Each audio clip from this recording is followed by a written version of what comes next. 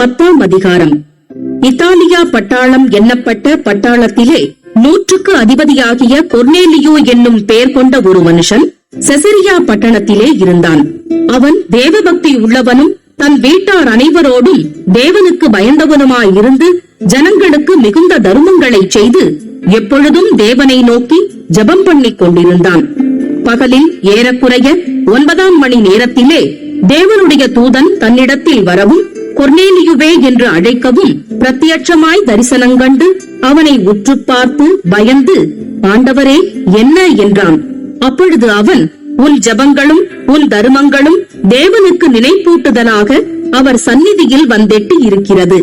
இப்பொழுது நீ யோப்பா பட்டணத்துக்கு மனுஷரை அனுப்பி பேதுரு என்று மறுபெயர் கொண்ட சீமோனை அழைப்பி.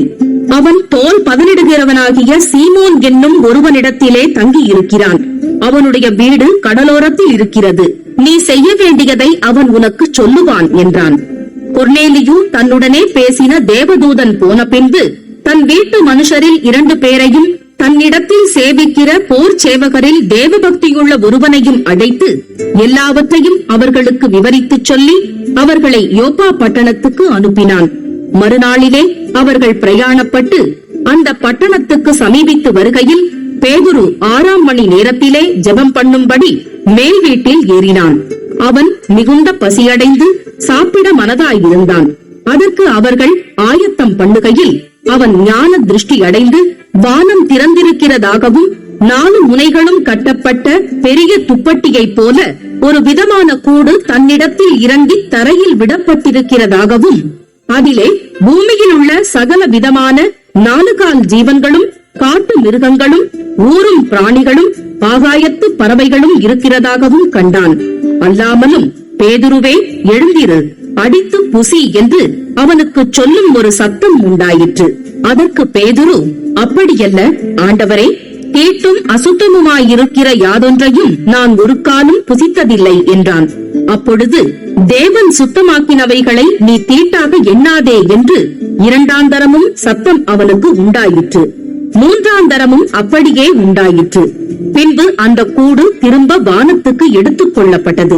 அப்பொழுது பேதுரு தான் கண்ட தரிசனத்தை குறித்து தனக்குள்ளே சந்தேகப்படுகையில், இதோ கொர்நேலியுவினால் அனுப்பப்பட்ட மனுஷர்கள் சீமோனுடைய வீட்டை விசாரித்துக் கொண்டு வாசற்படியிலே வந்து நின்று, பேதுரு என்று மறுபெயர் கொண்ட சீமோன் இங்கே தங்கி இருக்கிறாரா என்று கேட்டார்கள். பேதுரு அந்த தரிசனத்தை குறித்து சிந்தனை பண்ணிக் கொண்டிருக்கையில் ஆவியானவர், இதோ 3 மனுஷர் உன்னை தேடுகிறார்கள். நீ எழுந்து இறங்கி ஒன்றுக்கும் சந்தேகப்படாமல் அவர்களுடனே கூடப்போ, நானே அவர்களை அனுப்பினேன் என்று அவனுக்கு சொன்னார். அப்பொழுது பேதுரு கொர்நேலியுவினால் தன்னிடத்தில் அனுப்பப்பட்ட மனுஷரிடத்திற்கு இறங்கி போய், இதோ நீங்கள் தேடுகிறவன் நான் தான். நீங்கள் வந்திருக்கிற காரியம் என்ன என்றான். அதற்கு அவர்கள், நீதிமானும் தேவனுக்கு பயப்படுகிறவரும் யூத ஜனங்கள் எல்லாராலும் நல்லவரென்று சாட்சி பெற்றவருமாகிய கொர்நேலியோ என்னும் 100க்கு அதிபதி உம்மை தம்முடைய வீட்டுக்கு அழைப்பித்து உம்மால் சொல்லப்படும் வார்த்தைகளை கேட்கும்படி பரிசுத்த தூதனாலே தேவயத்தனமாய் கட்டளை பெற்றார் என்றார்கள். அப்பொழுது பேதுரு அவர்களை உள்ளே அழைத்து அவர்களுக்கு உபசாரம் செய்து மறுநாளிலே அவர்களுடனே கூட புறப்பட்டான். யோப்பா பட்டணத்தாராகிய சகோதரரில் சிலரும் அவனுடனே கூட போனார்கள். மறுநாளிலே செசரியா பட்டணத்தில் பிரவேசித்தார்கள். கொர்நேலியு தன் உறவின் முறையாரையும் தன்னுடைய விசேஷித்த சிநேகிதரையும் கூட வரவழைத்து அவர்களுக்காக காத்திருந்தான். பேதுரு உள்ளே பிரவேசிக்கிற பொழுது கொர்நேலியு அவனுக்கு எதிர்கொண்டு போய் அவன் பாதத்தில் விழுந்து பணிந்து கொண்டான். பேதுரு அவனை தூக்கி எடுத்து, எழுந்திரும், நானும் ஒரு மனுஷன்தான் என்றான். அவனுடனே பேசிக்கொண்டு உள்ளே போய் அநேகர் கூடி வந்திருக்கிறதை கண்டு அவர்களை நோக்கி, அந்நிய ஜாதியானோடே கலந்து அவனிடத்தில் போக்குவரவாய் இருப்பது யூதனானவனுக்கு விலக்கப்பட்டிருக்கிறதென்று நீங்கள் அறிந்திருக்கிறீர்கள். அப்படி இருந்தும் எந்த மனுஷனையும் தீட்டுள்ளவனென்றும் அசுத்தனென்றும் நான் சொல்லாதபடிக்கு தேவன் எனக்கு காண்பித்திருக்கிறார். ஆகையால் நீங்கள் என்னை அழைப்பித்த போது நான் எதிர்பேசாமல் வந்தேன். இப்போதும் என்ன காரியத்துக்காக என்னை அழைப்பித்தீர்கள் என்று கேட்கிறேன் என்றான். அதற்கு கொர்நேலியு, 4 நாளைக்கு முன்னே இந்நேரத்திலே நான் உபவாசித்து 9ஆம் மணி நேரத்தில் என் வீட்டிலே ஜெபம் பண்ணிக் கொண்டிருந்தேன். அப்பொழுது பிரகாசமுள்ள வஸ்திரந்தரித்த மனுஷன் ஒருவன் எனக்கு முன்பாக நின்று, கொர்நேலியுவே, உன் ஜெபம் கேட்கப்பட்டது, உன் தான தர்மங்கள் தேவ சந்நிதியில் நினைத்தருளப்பட்டது. யோப்பா பட்டணத்துக்கு ஆள் அனுப்பி பேதுரு என்று மறுபேர் கொண்ட சீமோனை வரவழைப்பாயாக. அவன் கடலோரத்திலே தோல் பதனிடுகிறவனாகிய சீமோனுடைய வீட்டிலே தங்கி இருக்கிறான். அவன் வந்து உன்னிடத்தில் பேசுவான் என்றான். அந்தப்படியே நான் உடனே உம்மிடத்திற்கு ஆள் அனுப்பினேன். நீர் வந்தது நல்ல காரியம். தேவனாலே உமக்கு கட்டளையிடப்பட்ட யாவையும் கேட்கும்படிக்கு நாங்கள் எல்லாரும் இப்பொழுது இங்கே தேவ சமூகத்தில் கூடியிருக்கிறோம் என்றான். அப்பொழுது பேதுரு பேசத் தொடங்கி, தேவன் பட்சபாதம் உள்ளவர் அல்ல என்றும், எந்த ஜனத்திலாயினும் அவருக்கு பயந்திருந்து நீதியை செய்கிறவன் எவனோ அவனே அவருக்கு உகந்தவன் என்றும் நிச்சயமாய் அறிந்திருக்கிறேன். எல்லாருக்கும் கர்த்தராயிருக்கிற இயேசு கிறிஸ்துவை கொண்டு அவர் சமாதானத்தை சுவிசேஷமாய் கூறி இஸ்ரவேல் புத்திரருக்கு அனுப்பின வார்த்தையை அறிந்திருக்கிறீர்களே. யோவான் ஞானஸ்நானத்தை குறித்து பிரசங்கித்த பின்பு கலிலேயா நாடு முதற்கொண்டு யூதேயா தேசமெங்கும் நடந்த சங்கதி இதுவே. நசரேயனாகிய இயேசுவை தேவன் பரிசுத்த ஆவியினாலும் வல்லமையினாலும் அபிஷேகம் பண்ணினார்.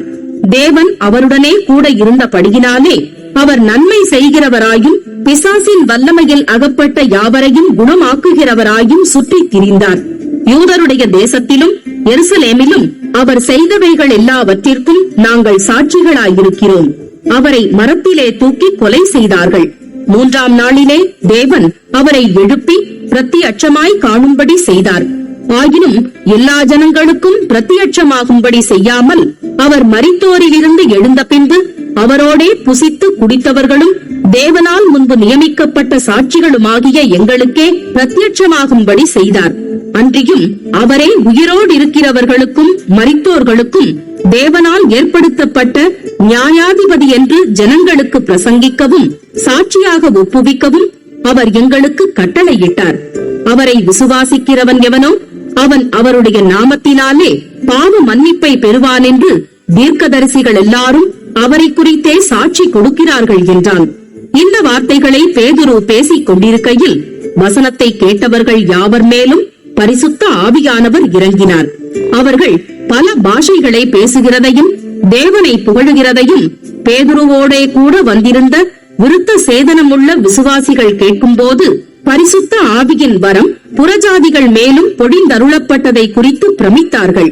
அப்பொழுது பேதுரு, நம்மை போல பரிசுத்த ஆவியை பெற்ற இவர்களும் ஞானஸ்நானம் பெறாதபடிக்கு எவனாகிலும் தண்ணீரை விலக்கலாமா என்று சொல்லி கர்த்தருடைய நாமத்தினாலே அவர்களுக்கு ஞானஸ்நானம் கொடுக்கும்படி கட்டளையிட்டான். அப்பொழுது சில நாள் அங்கே தங்கும்படி அவனை வேண்டிக் கொண்டார்கள்.